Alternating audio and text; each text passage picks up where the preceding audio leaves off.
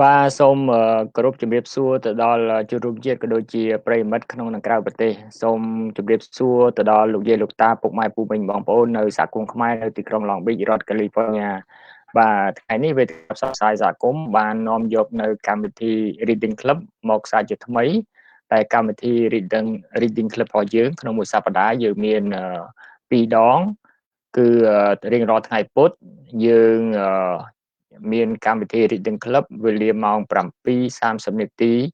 យប់មកនៅ California ដែលយើងអានសៀវភៅមួយដែលមានចំណងជើងថាខ្មែររ៉ៃបាទខ្មែររ៉ៃឬក៏មាន subtitle ហៅថា How I Escaped the Genocide បាទអញ្ចឹងសម្រាប់កម្មវិធីទី2ដែលយើងធ្វើរៀងរាល់ថ្ងៃច័ន្ទវេលាម៉ោង 9:30 នាទីយប់នៅម៉ោង California យើងអានសៀវភៅមួយទៀតដែលមានចំណងជើងថា Stirring Season បាទអញ្ចឹងនេះជាភាសាអង់គ្លេសហើយចំពោះភាសាខ្មែរមានចំណងជើងថារដូវអត់អាហារបាទអញ្ចឹងសៀវភៅនេះមានលក្ខណៈពិសេសដោយសារមានភាសាខ្មែរផងភាសាអង់គ្លេសផងអញ្ចឹងក្រុមអ្នកអានរបស់យើងនឹងអានទាំងពីរភាសាបាទអញ្ចឹងដោយអ្វីដែលសពដងយើងមានក្រុមអ្នកអានជាភាសាខ្មែរនិងភាសាអង់គ្លេសចំពោះសៀវភៅរដូវអត្តហារនេះបាទអញ្ចឹងខ្ញុំសូមការអនុញ្ញាតដើម្បីអញ្ជើញក្រុមអ្នកអានជាភាសាខ្មែរឡើងមកកាន់លើ screen បាទ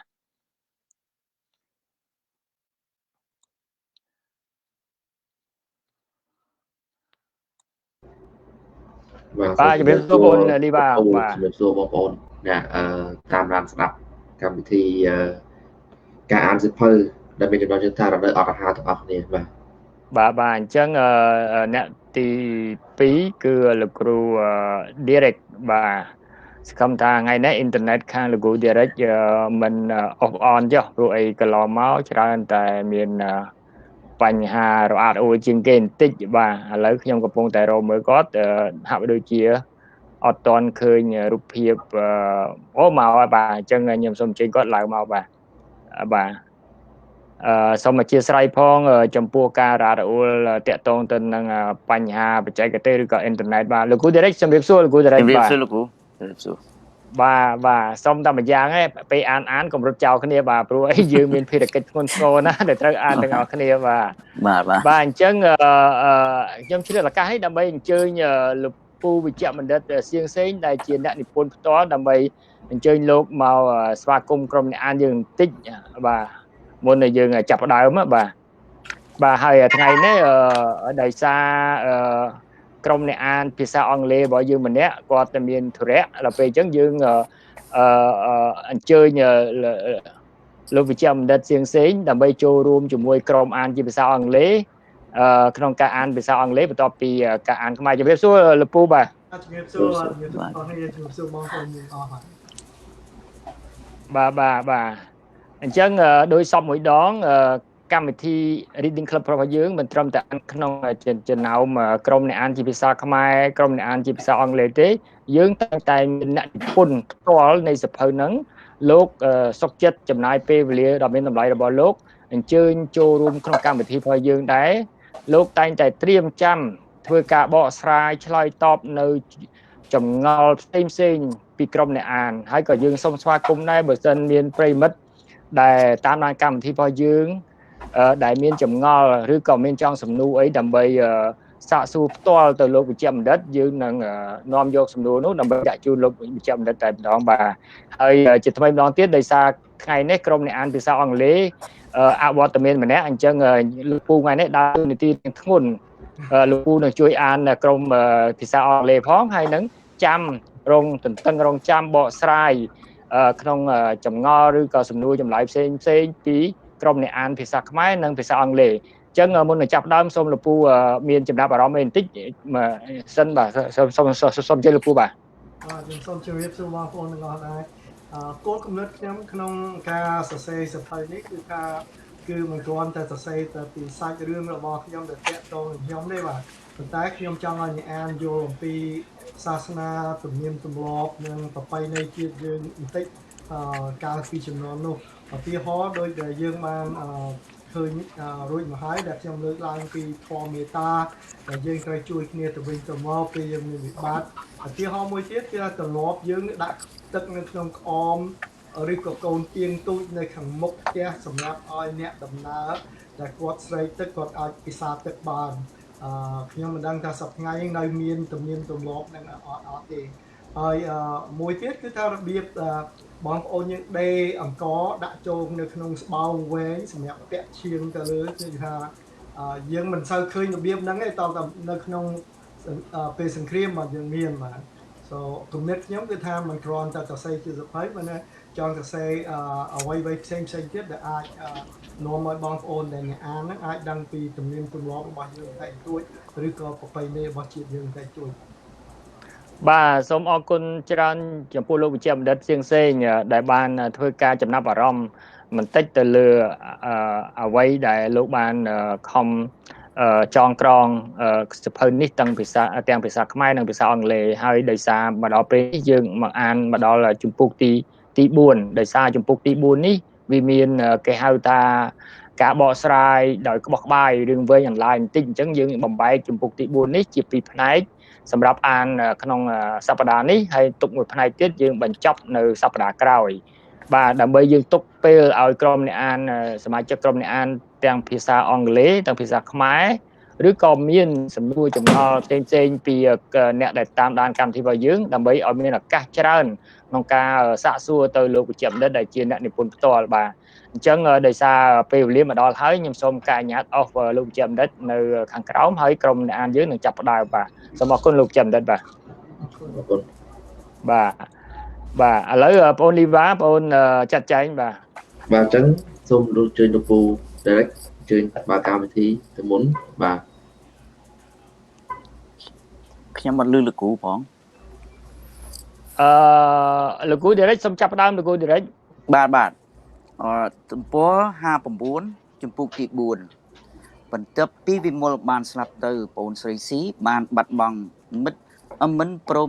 មិនត្រឹមតែប្តីទេប៉ុន្តែបាត់បង់ទាំងកូន2នាក់ទៀតផងឥឡូវនេះយើងមានតែសមាជិក4នាក់ទេក្នុងរង្វង់ក្រុមគ្រួសារយើងដែលរស់នៅក្នុងភូមិតានិងយាយខ្ញុំស្លាប់មុនទាំងគ្រោះអត់ឃ្លានមិនទាន់បានមកដល់ម្លេះបងអូនស្រីឡាយគីនិងសំអាងរស់នៅឯសមរភូមិមុខយើងមិនដែលបានទទួលដំណឹងអ្វីពីអ្នកទាំង3ឡើយគ្រោះអត់ឃ្លាននៅតែដេញតាមយើងជានិច្ចនៅ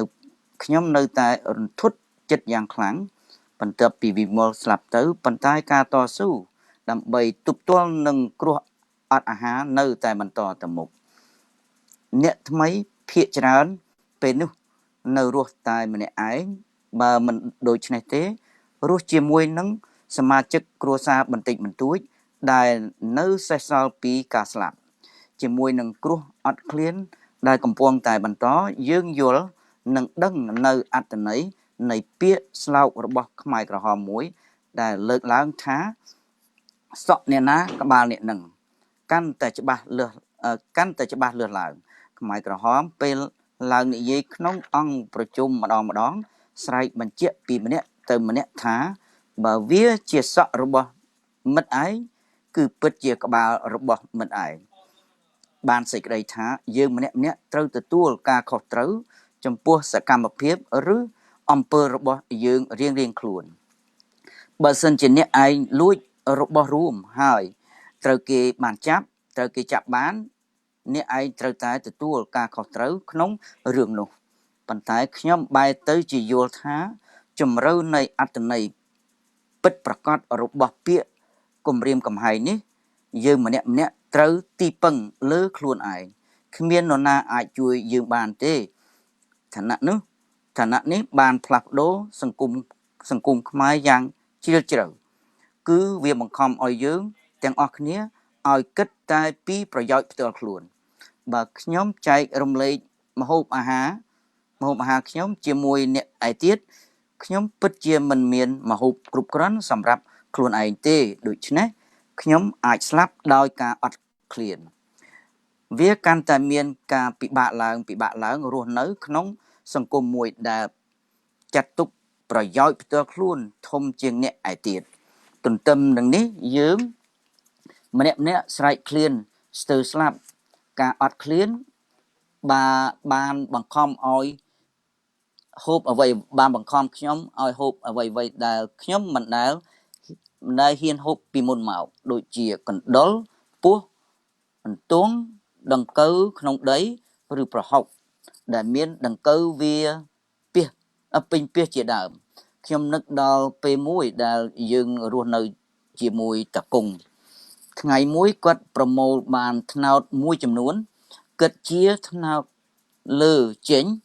ជាមួយនឹងកំបិតបន្ទោះដ៏ខ្មៅកក្រិចមួយរបស់គាត់រួចហើយគាត់យកមេដៃគាត់ឆ្លិចយកផ្លែថ្នោតចេញរួចហុចមកឲ្យខ្ញុំឃើញក្រចកដៃខាងស្ដាំគាត់ឡើងខ្មៅសុទ្ធតែក្អែលខ្ញុំមិនចូលចិត្តថ្នោតទេតាខ្ញុំពោលគាត់ប៉ុន្តែឥឡូវនេះអ្វីក៏ខ្ញុំទទួលទានដែរទោះបីកក្រិចឬមិនកក្រិចក៏ដោយយើងអាចចាត់ទុកជីវិតយើងថាបានคล้ายទៅជាជីវិតដ៏ងាយស្រួលក៏បានឬក៏ថាជីវិតដ៏សែនលំបាកក៏បានងាយស្រួលពីព្រោះជារៀងរាល់ថ្ងៃយើងមានរឿងតែ3យ៉ាងប៉ុណ្ណោះដែលត្រូវធ្វើការហូបបាយនិងដេកយោងទៅតាមខ្មែរក្រហមយើងគ្មានអ្វីត្រូវគិតទេគេប្រាប់យើងថាទុកឲ្យអង្គការជាអ្នកគិតគូរអ្វីទាំងអស់ឲ្យយើងប៉ុន្តែការដែលពិបាកមែនទែនរបស់មនុស្សលោកគឺជៀសវាងកុំឲ្យគិតខ្មែរក្រហមរំលឹកយើងម្ដងហើយម្ដងទៀតថាការដែលងាយនឹងចាំបាច់បំផុតដែលមិត្តយើងទាំងអស់ត្រូវធ្វើគឺដើរតាមមាគ៌ារបស់អង្គការកុំដាក់ដៃឬដាក់ជើងចូលក្នុងកងប្រវត្តិសាស្ត្របើមិត្តឯងដាក់ដៃចូលដៃមិត្តឯងនឹងដាច់បើមិត្តឯងដាក់ជើងចូលមិត្តឯងនឹងជើងមិត្តឯងនឹងដាច់កងប្រវត្តិសាស្ត្រនេះបានរកឃើញខ្មាំងរបស់ប្រជាជនគ្រប់ទីកន្លែងនៅពេលនោះថ្ងៃសៅរ៍និងថ្ងៃអាទិត្យត្រូវបានគេបញ្ឈប់លេងឲ្យមានគេឲ្យយើងសម្រាក10ថ្ងៃម្ដងប៉ុន្តែពេលសម្រាកមិនមែនបានសេចក្តីថាយើងពិតជាបានសម្រាកទេនៅពេលសម្រាកគេតម្រូវយើងទៅចូលរួមក្នុងអង្គប្រជុំមុនដំបូងយើងត្រូវឈរជាជួររួចហើយអង្គុយផ្ទាល់នៅលើដីដើម្បីស្ដាប់អង្គការខ្មែរក្រហមដាក់ទិសឲ្យយើងហៅគ្នាទៅវិញទៅមកថាមិត្តមិនមែនលោកឬលោកស្រីទេពីព្រោះពាក្យលោកឬលោកស្រីបញ្ជាក់ថាយើងនិយាយទៅរកអ្នកដែលមានឋានៈឬមុខតំណែងខ្ពស់ជាងយើងរស់នៅក្រោមការដឹកនាំរបស់អង្គការបដិវត្តន៍យើងត្រូវគេប្រាប់ថាយើងមានឋានៈស្មើគ្នាដូច្នេះមិត្តជាពាក្យសមរម្យត្រឹមត្រូវក្នុងការហៅរកគ្នាទៅវិញទៅមកគេក៏មិនអនុញ្ញាតឲ្យយើងប្រើពាក្យជំរាបសួរដែរពីព្រោះយើងជំរាបសួរគ្នាជាពិសេសចំពោះអ្នកមានអាយុចាស់ជាងយើងត្រូវសំពះគាត់ក្នុងលក្ខណៈជាការគួរសមខ្មែរក្រហមអះអាងថាការសំពះគ្នាចង្អុលបង្ហាញនៅវណ្ណៈខុសគ្នានៃសង្គមខ្មែរក្រហមប្រដៅយើងថាយើងទាំងអស់មានឋានៈស្មើគ្នាគ្មានអ្នកណាធំជាងឬខ្ពស់ជាងនរណាទេដូច្នេះការសំពះគ្នាទៅវិញទៅមកក៏ត្រូវហាមឃាត់ការចាប់ដៃសួរសុខទុក្ខគ្នាក៏ត្រូវគេបំបត្តិចោលដែរពីព្រោះវាជាទម្លាប់ចេញពីសង្គមបរទេសនៅគ្រប់ពេលប្រជុំសេចក្តីថ្លែងការណ៍របស់កម្មាភិបាលនីមួយៗមានសភាពស្ទើរតែដូចគ្នាបេះបិទហើយថែមទាំងច្រំដែរទៀតផងកម្មាភិបាលម្នាក់តែងតែចាប់ផ្ដើមពីឃ្លាដូចនេះសូមគោរពពុកម៉ែមិត្តទាំងអស់រួចហើយគេបន្តដូចខាងក្រោមនេះមិត្តទាំងអស់មកជួបជុំគ្នាពេលនេះដើម្បីមកស្ដាប់អង្គការយើងជាអង្គការបដិវត្តន៍អង្គការយើងកើតចេញពីពលិកម្មដ៏មហិមានៃប្រជាជនយើងនិងកង នឹងកងតស៊ូបដិវត្តយើងនៅសមរភូមិមុខកម្ពស់នៃសតិសម្បញ្ញជាអ្នកបដិវត្តរបស់ប្រជាជនយើងខ្ពស់ណាស់ហើយដូច្នេះហើយទើបយើងអាចកំទេចសត្រូវយើងទាំងអស់បានមិត្តទាំងអស់គ្នាបានសុខគឺដោយសារកងទ័ពបដិវត្តដ៏អស្ចារ្យនិងអង្គការបដិវត្តយើងដើម្បីឆ្លើយតបទៅនឹងពលិកម្មដ៏ធំហិមារបស់រាមច្បងនៃយើងអង្គការសូមឲ្យមិត្តទាំងតាំងចិត្តចង់ស្មារតីឲ្យបាននឹងណបដិញ្ញានិងខំប្រឹងប្រែងធ្វើការឲ្យអស់សមត្ថភាព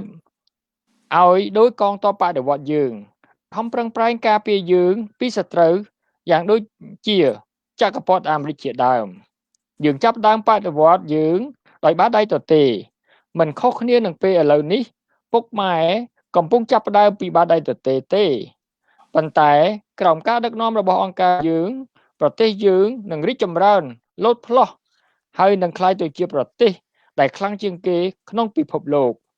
គ្មានប្រទេសណាហ៊ានប្រឈមមុខតទល់នឹងកងទ័ពបដិវត្តយើងទេឥឡូវនេះប្រទេសឯទៀតគេស្ងើចសរសើរបដិវត្តយើងប្រទេសឯទៀតគេផ្អើលនឹងបដិវត្តយើងដែលអាចបង្កើតទំនប់ទឹកដ៏ធំហិមាប្រឡាយទឹកយ៉ាងខ្វាត់ខ្វែងដោយប្រើតែកម្លាំងដៃនិងចបមិនយូរប៉ុន្មានទេប្រទេសយើងនឹងបានក្លាយទៅជាមហាប្រទេសដែលមានសមត្ថភាពរហូតដល់មានម៉ាស៊ីនសម្រាប់បញ្ចុកបងប្អូនយើងលែងត្រូវការបញ្ចុកខ្លួនឯងទៀតហើយមានម៉ាស៊ីនសម្រាប់បញ្ចុកយើងហេតុនេះសូមបងប្អូនកុំធ្វើអ្វីទៅរារាំងអង្គការបដិវត្តយើងកុំដាក់ដៃឬជើងចូលក្នុងកង់ប្រវត្តិសាស្ត្របើមិត្តឯងដាក់ដៃចូលដៃមិត្តឯងនឹងដាច់បើមិត្តឯងដាក់ជើងចូលជើងមិត្តឯងនឹងដាច់អង្គការយើងនឹងកំទេចសត្រូវណាដែលហ៊ានប្រឈមមុខតទល់នឹងបដិវត្តយើងគ្មានកម្លាំងណាអាចលាក់ខ្លួនពីអង្គការយើងបានទេអង្គការយើងមានភ្នែកដូចម្នាស់យើងគ្មានគុកទេនៅសម័យបដិវត្តនេះមិត្តឯងមានផ្លូវតែពីរទេគឺដើរតាមអង្គការឬមិនដើរតាមអង្គការយើងបដិញ្ញាកំទេចសង្គមចាស់ដែលជាសង្គមចក្រពត្តិហើយបដូរសង្គមនោះឲ្យទៅជាសង្គមបដិវត្តដែលបានបង្កើតឡើងដោយកម្មករនិងកសិករយើងចំពោះខ្មាំងរបស់ប្រជាជនបើយើងទុកវាក៏មិនចំណេញដកវាចេញក៏មិនខាតយើងបដិញ្ញាអនុវត្តតាមការណែនាំរបស់អង្គការយើងពេលមិត្តមកដល់ទីនេះដំបូងកងយោធាយើងសុខចិត្តខ្វះខាតដោយយកអង្គនិងមហូបយកមកចែកចាយនិងឧបត្ថម្ភដល់ពុកម៉ែនេះជាពលិកម្មនិងការលះបង់ដ៏ខ្ពស់របស់កងយោធាយើងចំពោះពុកម៉ែមិនត្រូវភ្លេចទេថាពុកម៉ែមកដល់ទីនេះដំបូងពុកខ្មែរគ្មានអ្វីគឺមានតែបាតដៃទទេប៉ុណ្ណោះយើងលែងមានអ្នកជិះជាន់គេហើយយើងក៏លែងមានអ្នកណាតែត្រូវគេជិះជាន់ដែរយើងរស់យ៉ាងសប្បាយក្រោមលទ្ធផលដែលយើងបានបង្កើតពុកម៉ែអស់មានការភ័យព្រួយពីរឿងបើកទ្វារផ្ទះចោលគ្មានចោលគ្មានឧក្រិដ្ឋកម្មគ្មានបេសកចារសង្គមតែមួយដែលយើងមានគឺសង្គមស្មើភាពសង្គមសន្តិភាពនិងសង្គមជឿនលឿនហើយជាពិសេសជាសង្គមដែលគ្មានអ្នកណាគ្មានការធ្វើមិត្តណាក៏មានការធ្វើដែរទោះបីជាកុមារយុវជនយុវនារីអ្នកមានគ្រួសារឬពុកម៉ែចាស់ក្តីគឺសុទ្ធតែមានការធ្វើគ្រប់គ្នាការងារទាំងនេះគឺជាការងារដែលបានចាត់តាំងឡើងដោយអង្គការបដិវត្តដ៏មហាភ្លឺស្វាងនៃយើងពុកម៉ែទាំងអស់ត្រូវតែលះបង់និងបំភ្លេចសង្គមចាស់ចោលទៅចោលចេញឈប់គិតពីការរស់នៅពីមុនឈប់គិតពីការរស់នៅក្នុងសង្គមចក្រពត្តិដើម្បីសេចក្តីរុងរឿងរបស់ប្រជាជនយើងត្រូវបំផ្លាញនិងកំទេចឲ្យអស់នៅសង្គមចាស់ដែលជាសង្គមអាក្រក់គ្មានសិលធម៌ឈប់អោបក្រសោបសង្គមចាស់ចាប់ដើមទទួលយកសង្គមថ្មី តែជាសង្គមមហាអស្ចារ្យមហាភ្លឺស្វាងមហាលោតផ្លោះនិងមហារីកចម្រើនទុកភារកិច្ចកិត្តគូឲ្យទៅអង្គការពុកម៉ែត្រូវធ្វើតម្រាប់តាមយុទ្ធជនយើងលះបង់អ្វីទាំងអស់ជូនអង្គការទាំងឈាមទាំងសាច់ប្រគល់កូនចៅពុកម៉ែឲ្យទៅអង្គការមានអ្នកថែរក្សាកូនចៅពុកម៉ែដែលមានសម្បញ្ញញ្ញៈនិងស្មារតីខ្ពស់បំផុតគិតតែពីខំធ្វើការធ្វើតាមដើរតាមការណែនាំរបស់អង្គការយើងទៅបានហើយវាគ្មានអ្វីស្រួលជាងនេះទៀតទេជ័យយោអង្គការបដិវត្តដ៏ខ្លាំងក្លាមហាអស្ចារ្យជ័យយោកងទ័ពបដិវត្តកម្ពុជាជ័យយោក្នុងពេលប្រជុំម្ដងខ្មែរក្រហមម្នាក់ឡើងនិយាយរាប់ម៉ោងហើយលើកឡើងតែពីររឿងដដែលមិនខុសពីកម្មាភិបាលមួយទៅកម្មាភិបាលមួយទៀតឡើយរបៀបនិយាយរបស់អ្នកក្រោយសឹងថាដូចគ្នាបេះបិទទៅនឹងអ្នកមុនដំបូងប្រធានភូមិនិងកម្មាភិបាលអ្នកក្នុងភូមិជាអ្នកចាប់ផ្ដើមរួចមកកងមិត្តខាងយោធាអ្នកតំណាងខាងនយោបាយតែងតែមានស្ពីកំភ្លើង M16 នៅលើស្មាគេស្លៀកពាក់ឯកសណ្ឋានពណ៌បៃតងឬពណ៌ខ្មៅហើយពាក់មួករបៀបទាហានចិនពួកយោធាទាំងនេះច្រើនមកពីតំបន់ស្រុកមានន័យថាទីបញ្ជាការគេមិនមែននៅក្នុងភូមិយើងទេពួកនេះគេមិនដើរជើងទទេដូចយើងទេគេជិះកង់ពណ៌ខ្មៅជាកង់ដែលផលិតមកពីប្រទេសចិនហើយមានវិទ្យុពាក់នៅនឹងដៃកង់ផងពេលគេជិះកង់គេបើកវិទ្យុបណ្ដើរហើយកាលណាយើងឮសូរភ្លេងឬចម្រៀងបដិវត្តយើងដឹងថាមុខ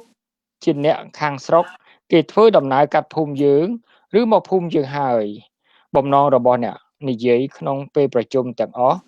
គឺដើម្បីធ្វើការពង្រឹងគោលជំហរយើងឲ្យមានជំនឿលើអង្គការដែលកំពុងតែវិសម្រុកទៅមុខដោយមហាលោតផ្លោះគេនិយាយហើយនិយាយទៀតដដែលនៅរាល់ពេលប្រជុំពីប្រធានភូមិទៅយោធាស្រុកគេប្រើពាក្យដែលប្រហាក់ប្រហែលទៅនឹងពាក្យរបស់វិទ្យុពេកាំងដែលខ្ញុំធ្លាប់បានស្ដាប់ពេលខ្ញុំរស់នៅក្នុងទីក្រុងភ្នំពេញខ្មែរក្រហមមិនខុសពីចិនប្រជាមានិតគឺច្រើនបំភ្លឺអត្ថបទនៃការផ្សាយរបស់គេដោយប្រើគុណនាមដូចជាសម្បើមមហិមាមហាអស្ចារ្យមហាលោតផ្លោះមហាភ្លឺស្វាងជាដើមសូមបន្តចំពោះយើងដែលជាអ្នកថ្មីវិញគ្មាននរណាម្នាក់យកចិត្តទុកដាក់នឹងការនិយាយទាំងនោះទេយើងគ្រាន់តែធ្វើពុតជាស្ដាប់អង្គប្រជុំ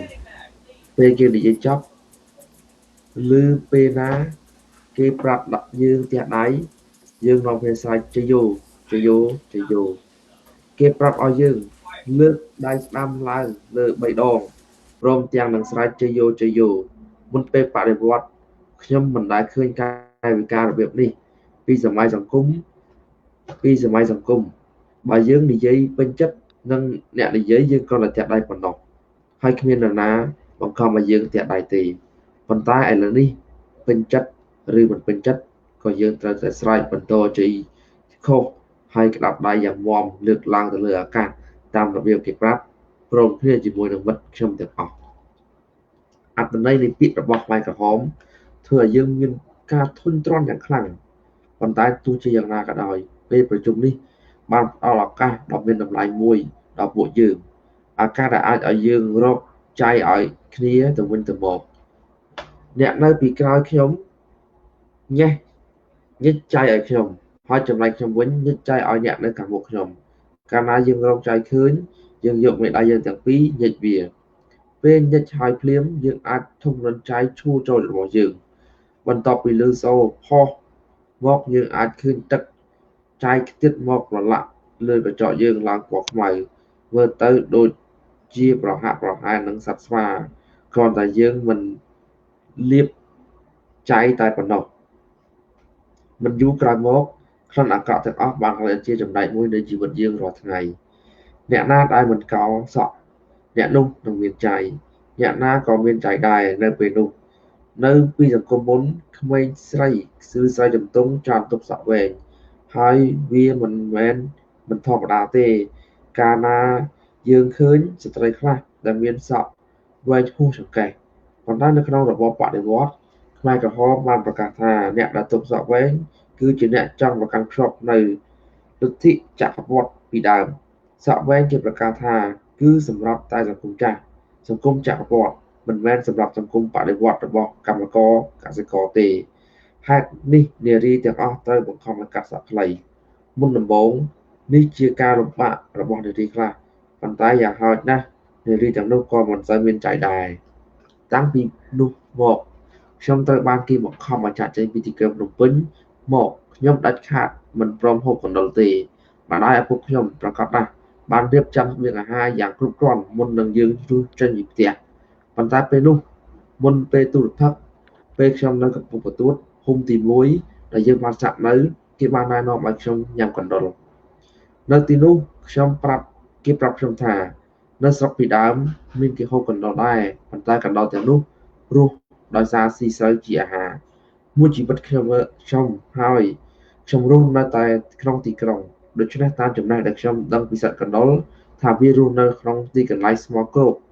ហើយរស់បានដោយសារស៊ីរបស់សេះសល់តាមធំសម្រាមហើយខ្ញុំស្អប់ខ្ពើមកណ្ដុរណាស់ប៉ុន្តែឥឡូវនេះខ្ញុំលែងស្អប់ខ្ពើមសត្វកណ្ដុរទៀតហើយនៅក្នុងពេលអត់អាហារដូច្នេះបើបានកណ្ដុរមកទទួលទានគឺពិតជាសម្រាប់របស់ខ្ញុំដល់ហើយដើម្បីរស់ខ្ញុំរៀនធ្វើអង្គប់ដាក់កណ្ដុរ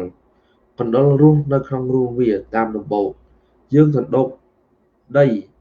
ពីលើឈើមួយបន្ទះរាង4ជ្រុងហើយទប់វាជាមួយមែកឈើមួយមែករាល់ពេលព្រឹកប្រហៀមអាទូចក្មេងប្រុសជំទង់ដែលខ្ញុំស្គាល់ដើររីអង្គប់គ្រប់ដំបូកដែលអាចវារកឃើញអាទូចជាអ្នកឯកទេសខាងរើសដំបូកវានៅក្មេងហើយរហ័សរហួនណាស់វាដាក់អង្គប់ពី5ទៅ10អង្គប់ហើយបើសម្រាងយើងអាចចាប់កណ្ដុរបាន1ទៅ2ក្នុងមួយថ្ងៃមួយអាទូចចាប់បានមេកណ្ដុរផើមួយបន្ទាប់ពីយើងស្ងោរវារួចយើងឃើញមានកណ្ដុរកងកណ្ដុរមួយចំនួននៅក្នុងពោះថ្ងៃនោះចំជាថ្ងៃសម្រាងយើងមែនជាលើកដំបូងខ្ញុំហ៊ានញ៉ាំតែកណ្ដុរអាំងទេពីព្រោះវាក្រៀមហើយស្រួយប៉ុន្តែវេលាកន្លងមកស្រស់ឬអាំងខ្ញុំលែងខ្វល់ហើយធ្វើជាសម្លខ្ញុំបានទាំងទឹកសម្លហុតទៀតផងនៅទីបញ្ចប់យើងមិនអាចអាំងកណ្ដុរបានទេព្រោះវាចោលផ្លិនទៅក្រៅអាចឲ្យខ្មែរក្រហមតាមរកឃើញយើងឃើញនិងម្យ៉ាងទៀតពីព្រោះវិន័យខ្មែរក្រហមកាន់តែចាប់ផ្ដើមតឹងតែឡើងអង្គការមិនអនុគ្រោះដល់ចង្ក្រានបាយឯកជនទេដូច្នេះស្ងោរជាមធ្យោបាយតែមួយគត់យើងមិនដែលមានទឹកគ្រប់គ្រាន់ទេយើងត្រូវគេអនុញ្ញាតឲ្យទៅងូតទឹករកអាទិត្យម្ដងទៅតាមការមើលឃើញរបស់អង្គការយើងមិនដែលដោះធ្មេញហើយក៏មិនមានចាក់ដោះធ្មេញដែរបិទខ្ញុំបង្រៀនខ្ញុំឲ្យច្បិតកំទេចដីមកញីនៅលើធ្មេញជំនួសដោះធ្មេញជាមួយច្រាសរួចហើយយើងពុលមាត់ជាមួយទឹកបើអាចរកទឹកបាននៅចិត្តនោះប៉ុន្តែយើងអាចរកទឹកបានលុះត្រាតែយើងនៅក្បែរផ្ទះបាយហើយយើងមិនងាយបាននៅក្បែរផ្ទះបាយជាទូទៅបើសិនជាយើងធ្វើការក្នុងស្រែយើងក្បង់ទឹកក្នុងស្រែមានពណ៌ឡើងលឿងមកពុលមាត់គ្មានបង្គន់គ្មានក្រដាស់បង្គន់គ្មានសាប៊ូពេលយើងទៅអង្គុយចោលហោងបត់ជើងធំយើងយកស្លឹកឈើឬកូនមែកឈើមកកាត់ហើយបើគ្មានអីនៅចិត្តទេយើងយកកូនដុំដីតូចឬកូនគ្រួសមកកាត់ហើយយើងគ្មានទឹកមកលាងដៃយើងទេបន្តឲ្យបត់ជើងរួចហើយខ្ញុំមិននឹកស្មានសោះថាជីវិតយើងចាក់ដល់កម្រិតនេះបាទសូមបញ្ចប់ទៅនេះខាងខ្មែរយើងបាទសូមអរគុណលីវ៉ាចំពោះការដឹកនាំក្រុមអានភាសាខ្មែរបាទឥឡូវខ្ញុំសូមការអនុញ្ញាតអស់ក្រុមភាសាខ្មែរអញ្ជើញក្រុមភាសាអង់គ្លេសឡើងមកបាទអរគុណបាទ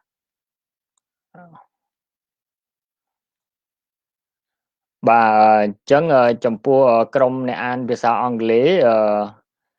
ទី1យើងមានខ្ញុំអញ្ជើញគូវីតឡើងមកបាទជំរាបសួរលោកគូវីតបាទជំរាបសួរគូ and all of you thank you បាទហើយទី2 Kerry Chhay បាទថ្ងៃនេះពាក់អាវដូចលោកគូវិតដែរបាទដូចជាណាត់គ្នាអញ្ចឹងបាទក្រុមពណ៌គេហៅថាស្លាទុំអូខេឥឡូវបាទអញ្ជើញលោកគូអញ្ជើញ Kerry Chhay បាទជំរាបសួរ Kerry ជំរាបសួរបាទអូខេបាទថ្ងៃនេះពាក់អាវស្តៀងជាមួយលោកគូវិតបាទអានេះគេហៅថាខ្ញុំមើលទៅដូចជាពណ៌ស្លាទុំហើយដោយសារក្រុមអានអ្នកភាសាខាងក្រុមភាសាអង់គ្លេសអវត្តមានម្នាក់ដោយសារគាត់មានធរៈអញ្ចឹងយើងអញ្ជើញអ្នកនិពន្ធរបស់យើងលោកចាំដិតសៀងសេងដើម្បីមកជួយអានជាមួយក្រុមភាសាអង់គ្លេសបាទអញ្ចឹងសូមការអញ្ជើញលោកចាំដិតឡើងមកបាទអូបាញ់No, wait.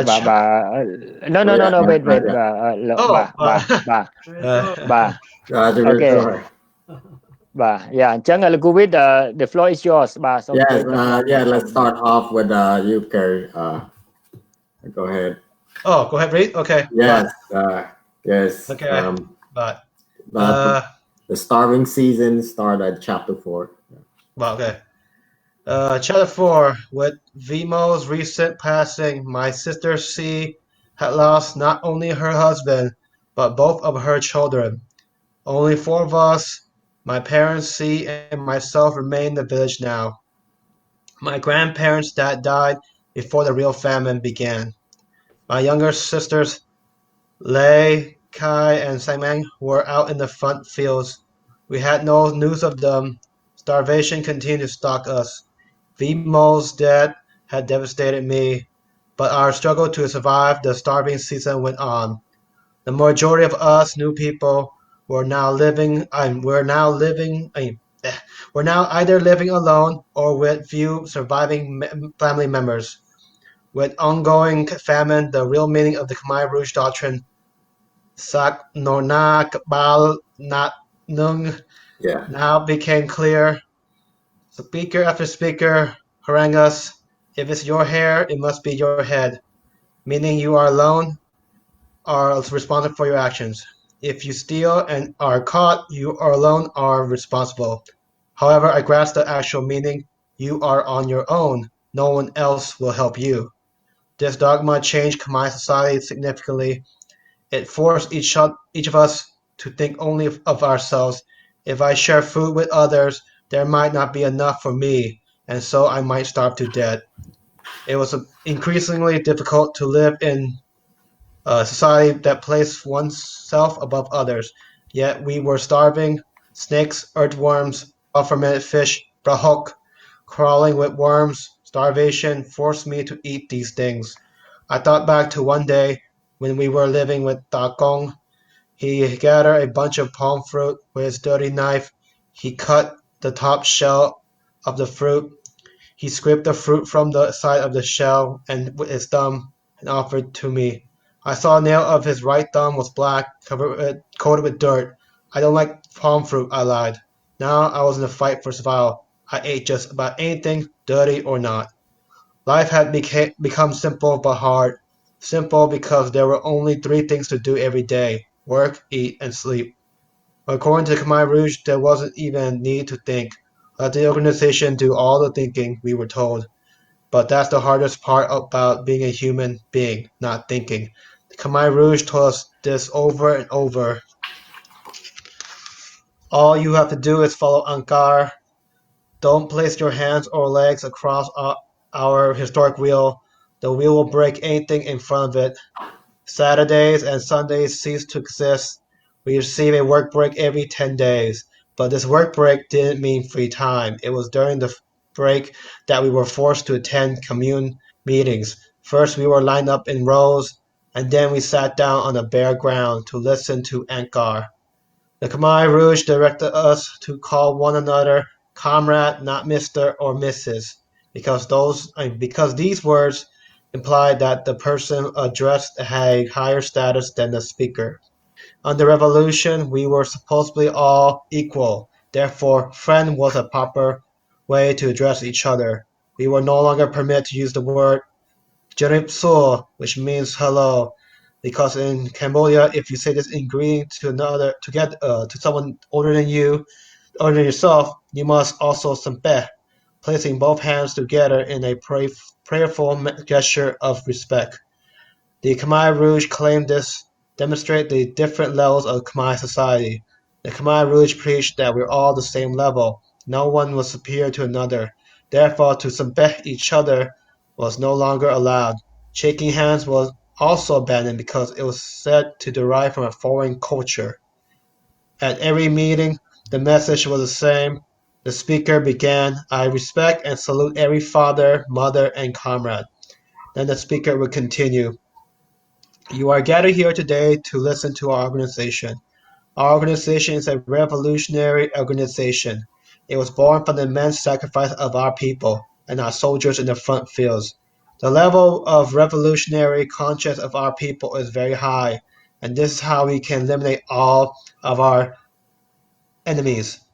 We are safe now because of our marvelous soldiers and organization. In order to respond to this monumental sacrifice of our brothers, our organization is asking you to focus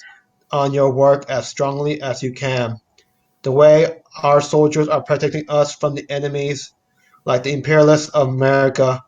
We start our revolution with our bare hands, just like we now use bare hands, but with the guidance of our organization, our country was advanced by leaps and bounds to become the strongest country in the world.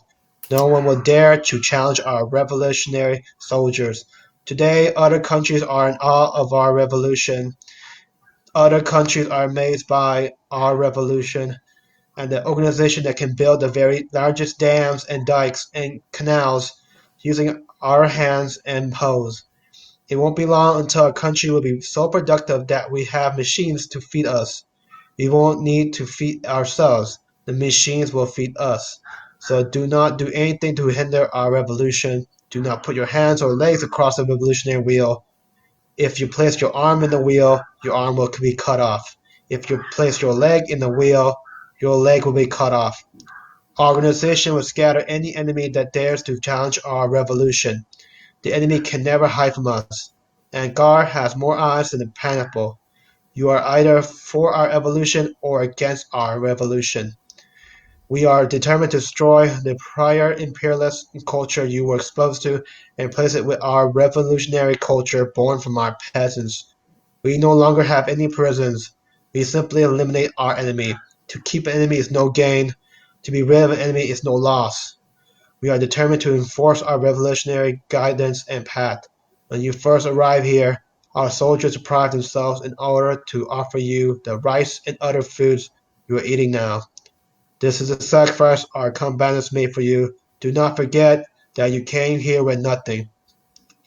We no longer have exploiters or exploited. We will live happily from the result of our labor. You do not have to be afraid to leave your doors open. There are no thieves, no criminals, no prostitution. The only society we have is equal, peaceful, and prosperous. And above all, there is no unemployment. Everyone has work to do. It does not matter if you are children, youths, middle-aged, or old. We all have work to do. Work that was assigned by bright revolutionary spirit of Ankar. Fathers and mothers, abandon your past. You should stop thinking about the past. You live in an imperialist society. For the good of the people, we must totally wipe out and completely destroy that society. The society was full of evils, full of enemies of the people. Stop hugging or embracing the old society. Start welcoming and accepting our new society. The greatest and brightest, most prosperous, most glorious and flourishing society. Leave the thinking to our organization. You must imitate our combatants. They have given everything to Ankar, including their blood and flesh. Leave your children to Ankar. They will be watched by our most devoted, conscientious people with high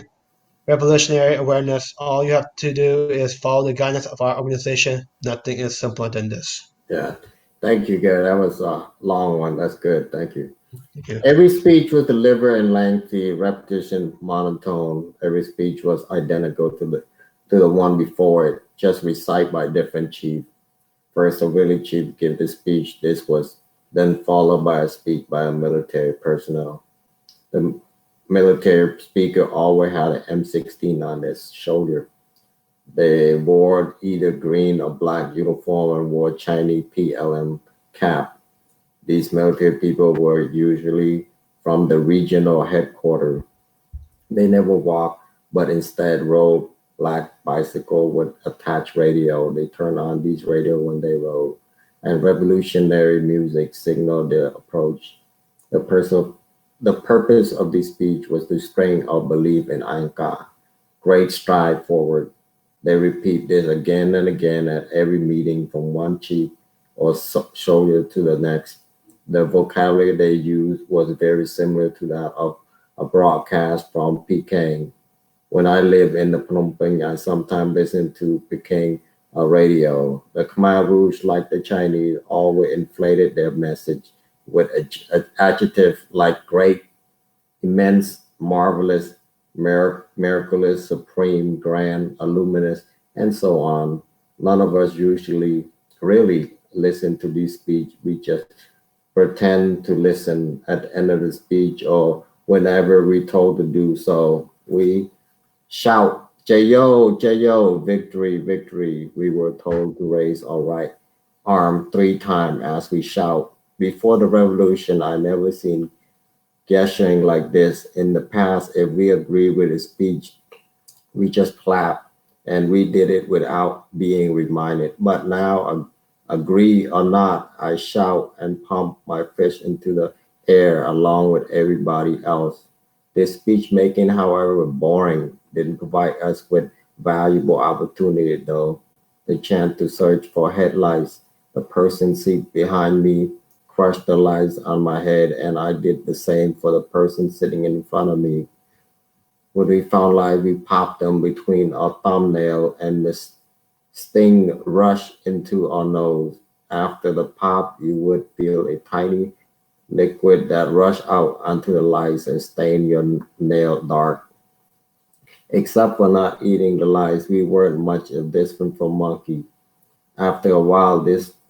foul odor became part of our life. Unless you shave your head, you have lice. Everyone have lice. In the previous time, girl or young women wore their hair long. It wasn't uncommon to see girl with hair below her waist.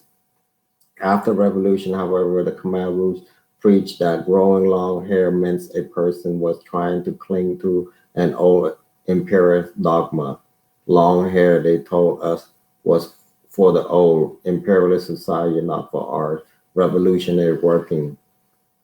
class. So all women have to cut their hair. At first, this was hard for some, but at least they have fewer head lice. Doctor, Now my turn. Yes, doctor. When I first left Phnom Penh after the evacuation, I refused to eat rat. My parents had made sure we brought plenty of food reserve with us when we were forced from our home. But that was before the famine.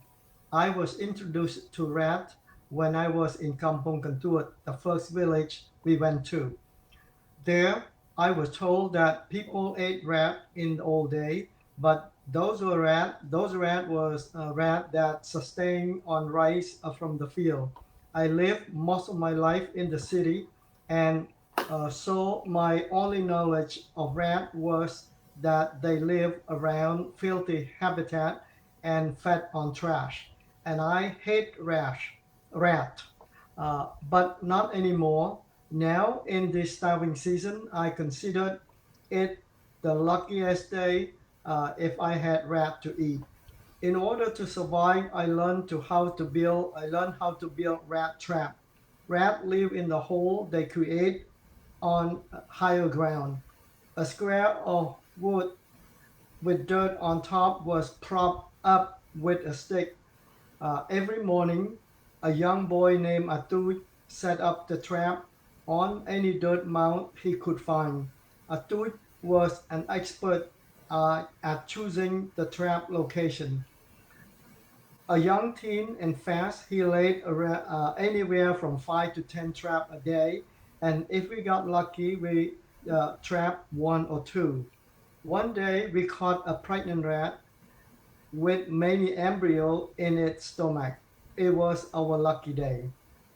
At first, the only way I could eat a rat was roasted before the meat was dry and crispy. But as time passed, boiled or roasted, I no longer care. When boiled, I got to drink the soup. Eventually, though, we have to give up roasting rat because the smell would alert the Khmer Rouge, and their rule became stricter as time went on. Anka did not condone the private practice of cooking outside the commune kitchen, so boiling it was. There was never enough water. We were allowed to shower every few weeks, depending on Anka's vision. We never brushed our teeth.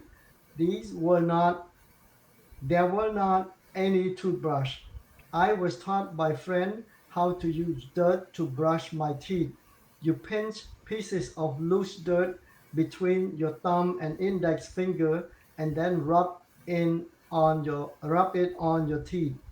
Then you simply gargle with water if there were any. But about the only time you had access to water was when you were at the kitchen, and that was infrequently. If you worked in the rice field, you used muddy yellow water to rinse your mouth. There was no toilet tissue, no soap. When we squat, we used leaf or twig. If there were none, then we used piece of dirt or a rock, dirt clod. I never thought that could be possible, but that was the way we lived, and there were no water to wash our hand afterward either. Okay, Auckland Doctor. Auckland Kerry. Yeah. អញ្ចឹងខាងក្រុមភាសាអង់គ្លេសសូមអញ្ជើញបើសិនមានចម្ងល់មានសំណួរអីអាចអញ្ជើញសួរលោកជាបណ្ឌិតសៀងសេងមុនបាទ But Kerry, you want to go first? Got any question?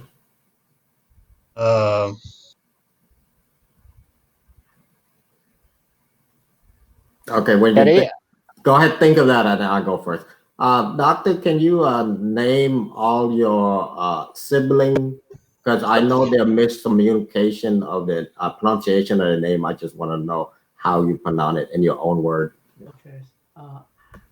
I'm the oldest, and Okay. my first sister is C, spelled S-Y. C, okay. S-Y. The second one is Sur. Sur. The third one is Lai. Lai. Oh, Lai. My bad. We call Lai. And then we have Ki, K-Y. K-Y, Ki. Okay. Then we have the last one is Samang. Samang or Samang? Khmer has Samang, like Samang. Okay, Samang. Yeah, Samang. Okay, good. Yeah. ខ្ញុំមានសំណួរពីរបើសិនលោក Viith ឬក៏ Kerry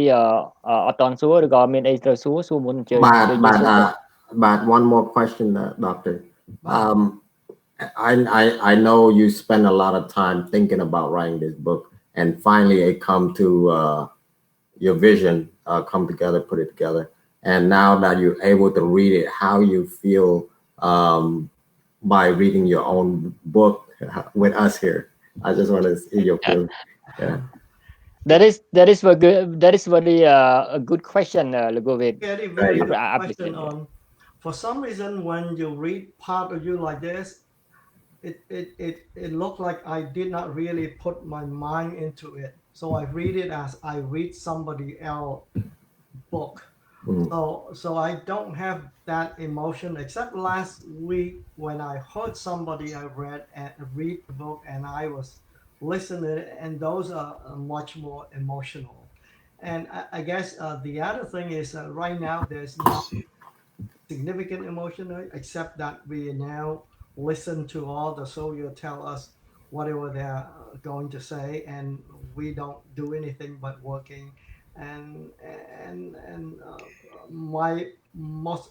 part of my family like my sister, my sister died and my grandparent died and all things. But I still have other sister right now in the front field. Well, I have no idea where they Yes. were at that time. So therefore, there's not a whole lot of emotion that Yeah. up to me because of that. Yeah. Yeah. Thank you, Doctor. I know there's a lot of energy being put into this because when I'm reading it, I feel a lot of energy feeling it because I always feel like if an author wants you to read something, there's energy there for a reader to attend. So I feel it in me. So thank you for writing this book once again. Okay, Derrick, go ahead. But I can tell you that, Yes. well, the time that I write, it was so hard, very, very hard. I can reassure you, you can ask anybody else that write their own story about starvation like this. It's very hard because it's you think that these memories 40 years ago, but actually when you start writing, it's so real right there with you, you know. So like let's say when I talk about my remote die, I can see him, you know, while I'm writing. So that is very very hard to write. So yes, Yes. Yes. Thank you. thank you, Yeah, Kerry. thank you. Okay, there we go. All right. Yeah, I kind of envy the author having the ability to do this. I can't even get my own parents to like talk about what happened back then. Uh, I still remember during the Khmer Student Coalition, there was this student who said they were trying to do a workshop of helping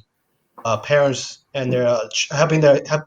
getting their students to help their parents gain closure, but it's pretty tough. Yes. So I guess for my question, the on page 43, you talk about the old imperialist dogma. What's that referring to? Like, because I never heard that before. Like, Let me see, what page was that? page 43, the last paragraph, where the Khmer Rouge preached that growing long hair mean person was clinging to old Pierce dogma. That Oh, okay. that's actually not from our new people. This is from the Khmer Rouge standpoint. They always think that imperialists, what they do is just mainly not support the farmer. The imperialists use their money actually to buy everything without doing any work. So therefore, there's no equality. So the dogma there is bad dogma. The new dogma now mean we all work. We all have the same level. We are all at the same level. Yeah. Yeah. Equal. I'd like to add a little bit when you're talking about looking to do a workshop to help the parent. I can tell you that being a parent myself, it's so hard for a parent to tell their children about the parent past. I'm asking yourself, when are you gonna tell? Let's say that if you are the person, when you're gonna tell your kid at eating, or your kid have other work to do, right? They go to school, they do homework, they play basketball. There's almost like there's no time for them to just tell them about that. And the time that you have most of the time is about eating. And a lot of time we just don't want to do anything during the eating. You try to do that. Eating usually the best time to give advice rather than tell the story, bad But story. And beside that, a lot of time these are buried in their chest for a long time, and they never want to say anything. They don't want their kid to hear about them. So Yes. Yes. it is very hard if you try to get the parent to be together and try to talk. It's very, very hard with you guys. If you put them among themselves and you probably watch from aside, you probably can see them talking, Mm, but you just like put a few in there with a bunch of like hundreds of children, I mean, of students, they probably not able to say anything. wow. Okay. That's a good mindset. That's a good technique. It's very hard to share the Yeah. story with somebody else because I guess either we don't believe that they really believe my story, or because I don't want to experience my trauma again. Yeah. But Telling you. Gary, thank you for drawing this attention to us. I think this is very important. Besides what Dr. Seang Seng mentioned, we have many factors that cause the problem that the parent cannot share about their story during the genocide to the kid. Let me add up another factor is the language barrier, because the older generation they do not speak much English, while the younger generation they do not speak much Khmer. So sometimes if you want to tell a story, you have to be influent in the language, especially if you want to tell your kid about what have you gone through the genocide, you are survivor genocide, you want to share, you want to let you want your children to understand what's going on in the past. Because of the language barrier, you cannot do that. So this is another factor. So that's why that this program, even though it's very simple, but it is powerful from my perspective, because we not just only gather among our reader, we also invite our author power. And now he not just only to wait for your shooting question to him. He joined your reading. So this is another ingredient to add up. So we have another next plan that we already discussed a little bit. After COVID-19, we may invite Dr. Seang Seng, Dr. Patrick Cao, the Khmer author who wrote about the genocide, about their life journey, to have a book fair in Long Beach. Maybe I gonna sit and discuss with Long Beach Public Library, especially Mark Twain Library, to conduct such of this event in order to get a younger generation with the older, and we can share the story at the book fair. So, and also we want to showcase our author achievement and also the book they have written. So this is our next plan. I hope everyone is gonna join us and make the plan happen after COVID-19. Okay, Yeah. so if you have any other question, please go ahead. other questions. Yes, I just want to. I know this question might be far fetched, but doctor, do you during the time those food that you eat, do you accustomed to like alien? អត់ទេខ្ញុំសូមនិយាយជាខ្មែរចុះព្រោះតែអង់គ្លេសច្រើនពេកព្រោះណៃស្ដាប់ខ្មែរបានបាទតែម្ហូបអស់ហ្នឹងជាម្ហូបដែលយើងមិនដែរញ៉ាំអូនយើងមិនដែរហូបរបស់ទាំងអស់ហ្នឹងទេយើងហូបដោយសារយើងឃ្លានអត់មានហូបពីព្រោះឆ្ងាញ់ប៉ុន្តែ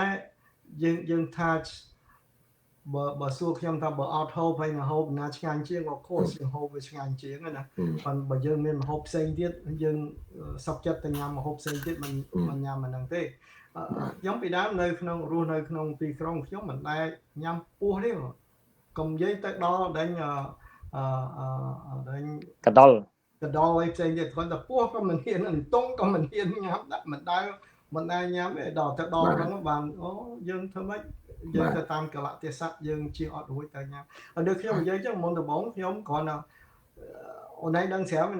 នៅពីដើមតាគង់ពេលគាត់ចាប់ថ្នាំគាត់យកមេដៃគាត់ឆ្កោះគាត់ខ្លាំងណាគាត់យកឆ្កោះភ្លាមអាថ្នាំហ្នឹងឆ្កោះចេញមកក្រៅផ្លែថ្នាំហ្នឹងខ្ញុំគាត់ឃើញមេដៃគាត់អូយកក្រិចហើយកញ្ចក់គាត់ហ្នឹងវាពេកខ្ញុំអូខ្ញុំមិនណាទៅហ៊ានញ៉ាំហ្នឹងខ្ញុំពោគាត់ថាអូខ្ញុំអត់ចូលចិត្តថ្នាំណាមិនចូលចិត្តថ្នាំបងម្ចាស់ហើយថ្នាំបើកាលហ្នឹងនៅគ្រាន់តែប៉ុណ្ណឹងអត់ហ៊ានញ៉ាំអូនឯងគិតមើលហើយដល់ពេលទៅដល់មែនតើប្រហុកកៅពេញនៅក្នុងហ្នឹងអូនតកៅវាពេញបោះអាតកៅហ្នឹងញ៉ាំភ្លាមញ៉ាំបោកឆៅអូន No if you happen to have it and then you take it អត់មានចាំបាទអរគុណdoctor បាទ ចឹងបើសិនក្រុមខាងភាសាអង់គ្លេសយើងបានសួរក្បោះក្បាយអស់ហើយអស់សំណួរយើងអញ្ជើញក្រុមអ្នកអានភាសាខ្មែរអញ្ជើញឡើងមកម្ដងដោយទុកលោកពូនៅលើ screen ដដែលអញ្ចឹងសូម offline លោកពូវិទ្យជាមួយនឹង Kerry បាទ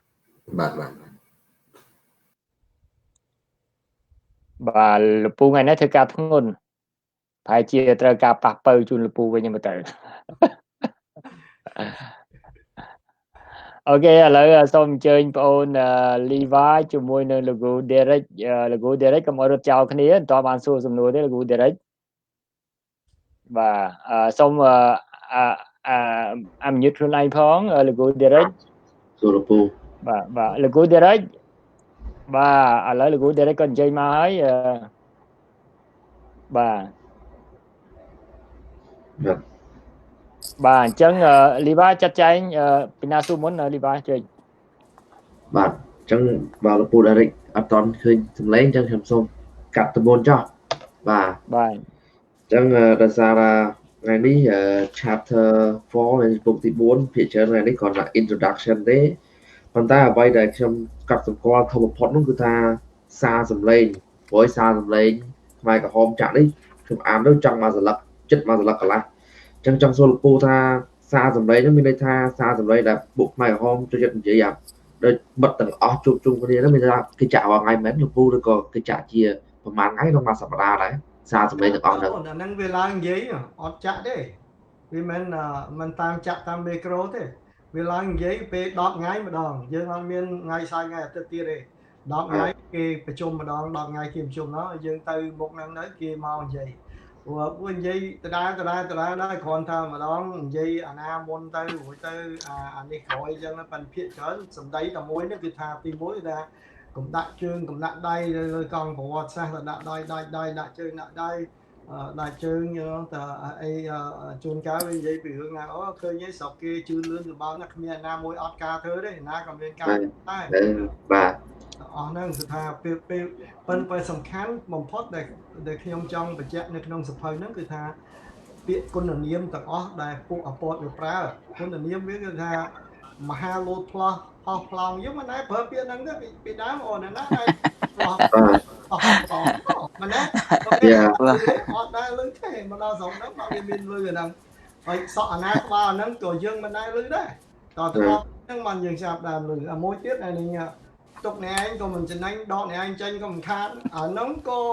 មិនដែរលឺគឺថាវាមានពាក្យរបស់វាហ្មងគឺថាខ្ញុំចង់ឲ្យបងប្អូនយើងអ្នកមើល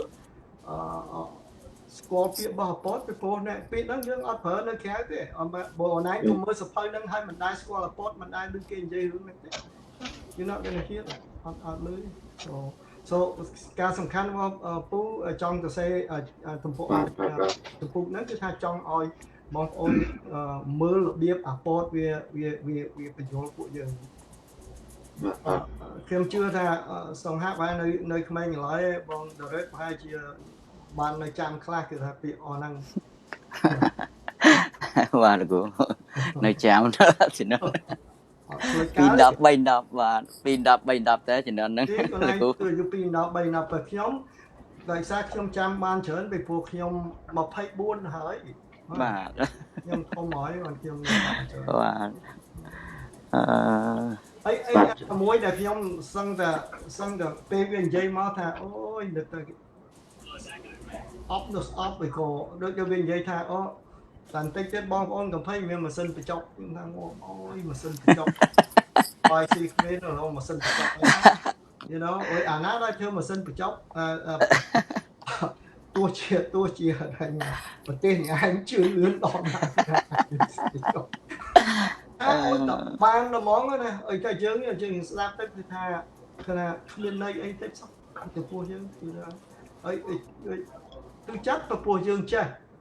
អូមិនមែនថាអ្នកមិនចេះស្ដាប់ហ្នឹងមិនបានទេអ្នកមិនចេះក៏ស្ដាប់បានទេតែមិនប្រហែលជាមិនឈឺចិត្តខ្លាំងដូចខ្ញុំដែលដឹងតាមានអាណាធ្វើម៉ាស៊ីនបញ្ចុកហើយដល់វានិយាយរឿងយើងដឹងនិយាយថាម៉េចយើងគឺបាទអញ្ចឹង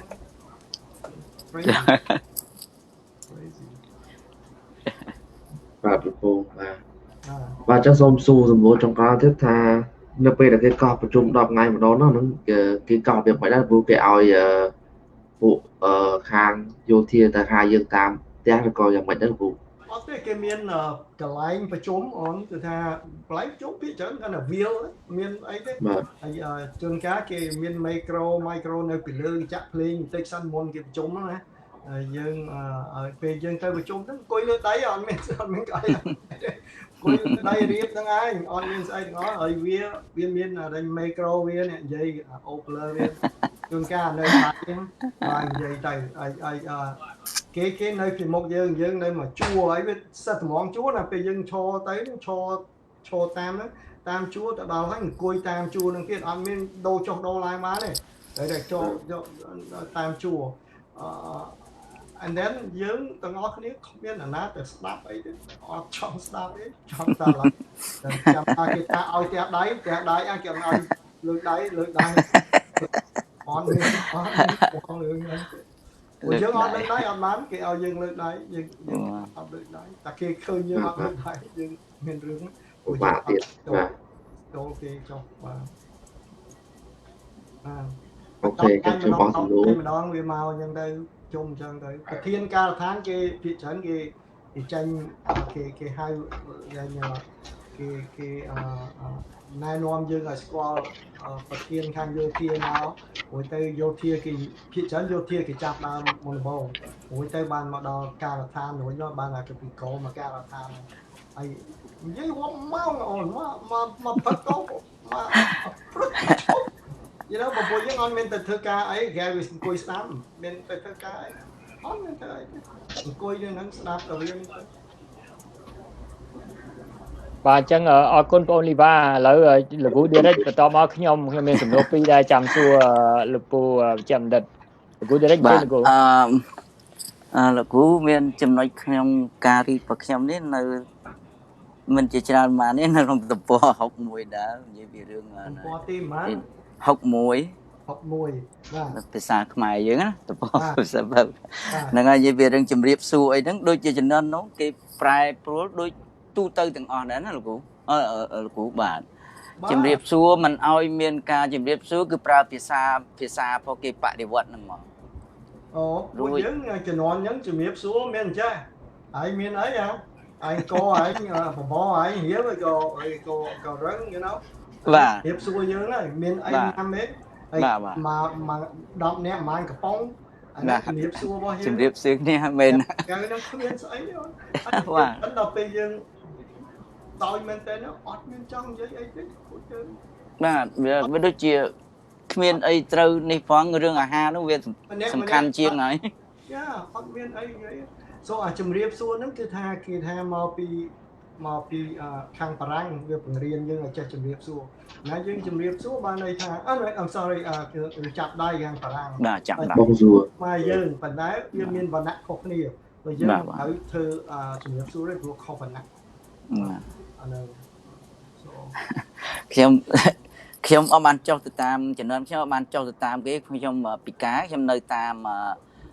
នៅក្នុងភូមិគេហៅអ្នកសពកម្មកន្លែងច្រាប់ចាស់អាហ្នឹងខ្ញុំអត់សូវដឹងពីរឿងទៅក្រៅនឹងទេប៉ុន្តែខ្ញុំនៅក្នុងសពកម្មហ្នឹងសម្រាប់ចាស់ដែលកើតអវ័យចំណាស់ហើយគាត់ទៅឆ្ងាយមិនបានហើយខ្ញុំជន់ពិការដែររួមគ្នាជាមួយចាស់ហ្នឹងទៅ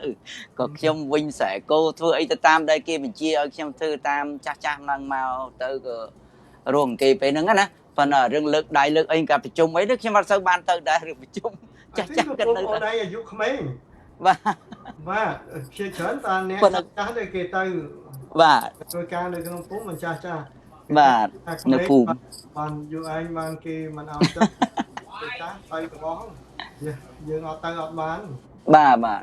អត់ទេអត់សូវបានទៅប្រជុំនេះចាស់នៅនឹងសពកម្មធ្វើតែគ្នាគាត់ទៅឲ្យជុំគ្នានៅនឹងឯងបាទអានឹងចំណាយខ្ញុំខាងនេះណាខ្ញុំខាងស្រុកសូនីគុំខេត្តសៀមរាបគេហៅស្រុកសូនីគុំហ្មងអត់មានតំបន់ទេណាគេមានតំបន់មកប៉ែកខាងលិចដូចលោកគ្រូប៉ែកខាងបាត់ដំបងអីមកខាងហ្នឹងជំនាន់ហ្នឹងគេមកខាងហ្នឹងគេមានតំបន់នេះតំបន់1តំបន់2តំបន់3តំបន់4ខាងខ្ញុំមាននេះខាងសូនីគុំខេត្តសៀមរាបខាងនេះទៅកំពង់ធំអីហ្នឹងអត់មានតំបន់ទេគេហៅស្រុកគេហៅស្រុកវិញហៅស្រុកសូនីគុំ អីចឹងទៅដូចជាមួយខេត្តហ្នឹង3 4ខេត្តរួមគ្នាអញ្ចឹងណាតាមខ្ញុំយល់ដូច2ខេត្តមកកន្លែងខ្ញុំមិនកន្លែងគេមិនបាននៅតែដូចគ្នាទាំងអស់ទេណាទីហោដែលពេលខ្ញុំសរសេរសភៅខ្ញុំនិយាយពីពួកដែលទៅហ៊ានប៉ុលពតវាពាក់អាវពណ៌បៃតងពណ៌បៃតងបាទប្រពន្ធខ្ញុំថាអីមិនដែរឃើញអាប៉ុលពតណាពាក់អាវពួកអាពតណាពាក់អាវពណ៌បៃតងអើណាវាថាបងឯងច្រឡំហើយណាណូអត់ច្រឡំយ៉ាបាយក៏មានបៃតងក៏មានបាទមានទៅកន្លែងខ្លះវាខុសគ្នាមែនបាទហ្នឹងចឹងខ្ញុំមានប៉ុណ្្នឹងហើយលោកគ្រូបាទសេហៈបន្តទៀតបាទតាមពិតលោកពូចាំដិតលោកពូមានប្រសាសន៍រឿងកៅអៅយោធាអពន្ធត្រូវព្រោះដោយសារវាជាកៅអៅចិនបៃតងហ្នឹងវាលក្ខណៈជំនួយពីចិនមកមើលមួកកតុបវាក៏លក្ខណៈមួកកតុបចិនដែរបាទឥឡូវចូលដល់សំណួរទី1របស់ខ្ញុំលោកពូខ្ញុំបានសិក្សាស្វែងយល់ច្រើនដែរហើយណាមួយខ្ញុំមិនបានធំដឹងក្តីដូចលោកគ្រូ Derrick ប៉ុន្តែខ្ញុំកើតនៅឆ្នាំ1975ហ្នឹងជាកុមារប៉ុន្តែដោយសារខ្ញុំសិក្សាក្រោយមកទៀតក្នុងសម័យហ្នឹងគេថាមានទឹកមានត្រីហើយសម្បូរត្រីដែរលោកពូចុះហេតុអីបានជាយើងមិនអាចមានឱកាសចាប់ត្រីនៅតាមស្រែនៅតាមបឹងបួអីយកមកជំនួសកន្តុលដែលលោកពូភាសាកន្តុលឬក៏ញ៉ាំសត្វដែលលក្ខណៈគេហៅថាសត្វចង្រៃណាសត្វដែលមានគេហៅថាបោបំផ្លាញស្រូវឬក៏វាមានគេថាធំក្លិនអាក្រក់ចុះសម័យហ្នឹងដូចជាត្រីអីវាសម្បូរហើយណាមួយវាធ្លាប់តែយើងមានពាក្យថាមានទឹកមានត្រីណាបាទហ្នឹងសំណួរទី1សំណួរទី2យើងមើលរយៈពេល3ឆ្នាំ8ខែ20ថ្ងៃហ្នឹងមនុស្សរាប់លានអ្នកត្រូវបានខ្មែរក្រហមជួនកាលនៅក្នុងតំបន់មួយខ្មែរក្រហមមានឆ្លប់តែប្រហែលជាឥឡូវអូមកថានៅក្នុងភូមិមួយមានគ្នា500អ្នកឆ្លប់ខ្មែរក្រហមដូចជាវាមិនដល់រាប់រយទេត្រឹម4-10នាក់ហើយនឹងខាងសហគមន៍ខាងមេកងមេអីហ្នឹងដូចជាសរុបទាំងអស់ហើយជាខ្ទង់តិចជាងជាមួយអ្នកដែលរស់នៅឯហេតុអីបានជាយើងអត់មានចលនាឬបំរាស់លក្ខណៈគេហៅថាយើងរស់គង់ឲ្យស្លាប់ដដែលរឿងអីយើងមិនព្រមតស៊ូឬបំរាស់ព្រោះយើងការសម័យលន់នល់យើងមិនថាយើងមិនធ្លាប់ក្នុងការតស៊ូមតិធ្វើបាតកម្មតវ៉ារហូតទៅដល់អ្វីដែលខ្ញុំដឹងមានដុតស្ថានទូតអីជាដើមយើងតស៊ូមតិតវ៉ាខ្លាំងមែនទែនសម័យលន់នល់មុនពេលដែលរបបខ្មែរក្រហមរលំហ្នឹងចុះហេតុអីបានជាយើងម្នាក់សុខចិត្តបណ្ដោយទៅតាមយថាកម្មដូចអ្វីខ្ញុំនិយាយមិញហ្នឹងក្នុងមកកងមកស្រុកមកតំបន់ហ្នឹងដូចជាបើប្រៀបធៀបជាមួយនឹងប្រជាជនច្រើនមែនទែនហើយបើប្រៀបធៀបជាមួយនឹងកងឆ្លប់ជាមួយនឹងអ្នកសហគមន៍អីដូចជាមិនច្រើនទេហើយយើងមានចប់យើងមានប្រថៅយើងមានអីដែរហើយទេបានជាយើងអត់មានតែចលនាឬបំរាស់តស៊ូដើម្បីគេហៅថាធ្វើម៉េចដើម្បីផ្ដួលរំលំក្នុងពេលសម័យដែលដ៏លំបាកហ្នឹងលោកពូបាទអរគុណលោកពូបាទទី1ខ្ញុំចង់ឆ្លើយពីរឿងមានទឹកមានត្រី Yes បើយើងមានទឹកយើងមានត្រីប៉ុន្តែខ្ញុំអត់មានទឹកគឺថាអត់មានទឹកព្រៃហ្មងព្រៃសុទ្ធមកហើយទឹកដូចខ្ញុំនិយាយនៅភូមិខ្ញុំមានដងមួយបែបកន្លះដងហ្នឹងណាស់អត់មានដងអត់មានអីទេគឺថាអផននឹងមួយណាដែលអាស្រះនឹងមួយហ្នឹងទាំងអស់អត់មានណាបើសូទៅមួយទឹកកាលណាយើងទៅមួយទឹកហើយអាទឹកហ្នឹងហូរចូលទៅក្នុងវិញយើងអត់អាចយកអាទឹកហ្នឹងមកក្រៅបានទេទៅព្រោះយើងចង់បានទឹកត្រឡប់ទៅវិញតែយើងអស់ទឹកព្រោះដូច្នេះហើយ2-3អាទិត្យបានវាឲ្យយើងទៅមួយទឹកម្ដងព្រោះមួយរងហើយអស់ទឹកអត់មានទឹកព្រោះយើងបានវាចាំឲ្យយើងជីកបន្លាយជីកអីហើយងំតែជីកបន្លាយងំមកទឹកមកដល់នឹងកៅអត់ងាយទេអូនហើយអត់មានត្រីទេណៅម្យ៉ាងទៀតគឺថាតំបន់ពូគឺគេហៅតំបន់ទី2បានន័យថាមកជាហៀងទលេសាបខាងនេះមិនទៅខាងទលេសាបអ្នកនៅតំបន់4បានគេនៅខាងទលេសាបដូចជាខាងស្រុកតែមានត្រី so ពួកដែលពេលគេចាប់ផ្ដើមយកបងប្អូនយើងឲ្យរៀបការគ្នាស្រីនៅក្នុងគេចូលចិត្តអ្នកណាដែលទៅខាងគេហៅថារកត្រីអ្នករកត្រីគេចង់បានការជាមួយអ្នករកត្រីព្រោះអ្នករកត្រីវាទៅក្នុងរកត្រីមកឲ្យយើងហូហើយ that's the problem បញ្ហាដែលមានទឹកមានត្រីគឺថាយើងអត់មានត្រីគឺថាអត់មានទឹក lướng sờ bầu chiên thấy ai bên giấy bị hướng sát bên người hướng đôi thà sky chmai on miền khơi mùi sọ on miền là mòn dọc hiểm bên ai miền si on ba đấy mà tới nó là nè lúa cho on miền này mà miền xoa anh ấy mến ba này xoa khi chấm ấy nè đằng kia vô mò bị nè xoa bên này sát on miền sọ ai rồi chơi tới sầm nô tí pi bọn anh dây tới sang hạ cứ tha kia dân miền tây kia dân miền trơn mà phun khiếm và tha và sân để dân ngõ kia lương cầm láng kia váy cứ chứ nè nào tí muối bánh ha sầm khánh cái ta về dân từ đó từ bốn cứ đều bị chạm đa một từ bốn cái ta thua dân đại cả hà sân ở dân anh miền này hộp vừa thưa dân tỏ đo độ o linh nhà lấy o linh o miền này nơi sau tận tây tôi đó bánh hát để sầm khánh để trong giấy người ta mau bị dương ọt miên lập biệt tẹt tôn kia cao bị phu môi bởi dương ác tẹt tôn kia bị phu môi kia cao dương ọt khai vay vía này Panama lấy ở tiêu họ này cần mơ bởi dương vay phụ này năng hỏi cho nên hỏi dương mình đang là na cái nào mau mỏ dương ọt đắng anh mau bị ná dương ọt đắng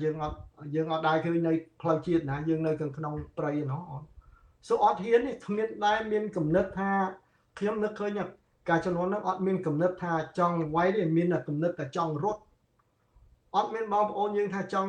trong lại tẹt tông kia là váy bộ mùa tháng ọt hiến ọt miền đây miền nào giấy bộ dương scom dương ọt miền ấy mà giang tiết dương mang khơi là bia sầm hạp dương bộ thể hiện mấy nhà dụ nên cặp lương cặp chiên ở đây cặp ba con khmer những cái tiến họ bánh phím bánh nơi một đống on miền dương on miền tây trở lại ca tới ấy đôi chân ép ở này cho mấy miền là hiền right ở Việt thời trắng ọt hiến bạc smart mong thứ tha bờ khi ông trong dây ở bất thứ tha bánh hay là dương mình hiền to tăng với phụ với những bạc smart hay dương khoa cầm lăng dương ọt miền cầm lăng nhưng dây bị cầm lăng bái dương ọt miền cầm lăng bái của dương ở nơi nông ở đây ở đà ha ấy cùng lớp miền là trong hốt nó có mình đánh từ hốt thay na biết mía khi ông đòn tích chết ôn ngân sai chưa đánh là về biết trong ai khi ông rót từ phía hốt nó từ bắt từ bón còn má nổi cái lỗ ngon từ đó nó từ rót ruột luôn mà chả hỏi rót ruột thế ở dương ở cầm lăng phát hay với đặng co nơi nè tam nè tại vì trăm ba nơi hua vì ăn miên là bong men bên này dương tập hot hay ăn miên support với cái chạp dương bán ngoài dương cháu so hai đôi trái bàn miên là ná tiền to và viết đấy nó miên phun khá tiết thế bên là phun kiếm ăn miên ở đây cho đăng này miên châu tây từ bốn bay mơ nè còn cái mức bay mơ nè thèm phun nơi sau tập bay pon nè đây mà cho năm cả là bay pon nè cao sấp phía rồi cao sấp bầm buôn phía rồi slap ổn cao sấp bầm buôn phía rồi ăn miên hồ rồi nè slap từ bụi na hiên từ to xuống dưới dương ăn mà ham lần ăn hiên thếผมน้องmiên từ hot nó men hot tới nè khá miên năng hot xong từ Thai men bên nè khá hot bị phum năng muối từ phum muối tiết của lư cái tháp phum muối tiết miên co chởn chiên mà bọc lại chung cá dương này đọc cái bông nông mà nè mà cái bông đọc nè nơi miền phum cái mùi tết ô cái thà bỏ hiện cùng tết chơi tôi nói này hot tại phum này bên dương hot đắng là khi ông mà nè khi ông nơi đóng ở miền Tây hiền đào từ các bài cả lại để kia mà đào dương tay xoang hua tết ở hiền tết lại cái slap dương cháu so សំខាន់គឺថាយើងអត់មានកម្លាំងអត់កម្លាំងហើយបាក់ស្បាតអត់ធ្វើការបាទសូមអរគុណច្រើនលោកពូវិជ្ជបណ្ឌិតអញ្ចឹងលោកគូវិតមានអីសំណួរចុងក្រោយមុននឹងយើងបញ្ចប់កម្មវិធីលោកគូវិតខ្ញុំអត់មានទេអរគុណបាទលោកពូអរគុណច្រើនលោកពូចំពោះកម្មវិធីថ្ងៃនេះដែលលោកពូបានបកស្រាយក៏ដូចជាចូលរួមដើរតួនាទីដ៏ធ្ងន់ធ្ងរថ្ងៃនេះបាទហើយសូមអរគុណដល់ក្រុមអ្នកអានរបស់យើងហើយសូមអរគុណចំពោះប្រិយមិត្តដែលតាមដានកម្មវិធីរបស់យើងហើយសូមបន្តតាមដានចូលរួមជាមួយកម្មវិធីយើងតទៅទៀតបាទព្រោះយើងនៅមាន chapter ជាច្រើនទៀតដែលត្រូវអានអញ្ចឹងសូម ជូនពរឲ្យលោកជាបណ្ឌិតក៏ដូចជាក្រុមអ្នកអានរួមទាំងប្រិយមិត្តនិងជនរួមជាតិទាំងអស់មានសុខភាពល្អសុភមង្គលក្នុងក្រុមគ្រួសារហើយបរិវាជាឆ្ងាយនៅការឆ្លងពី COVID-19 បាទអញ្ចឹងកម្មវិធីរបស់យើងមកដល់ទីបញ្ចប់សូមអរគុណសូមជម្រាបលាហើយជួបគ្នានៅសប្តាហ៍ក្រោយបាទសូមអរគុណបាទ សូមអរគុណបាទ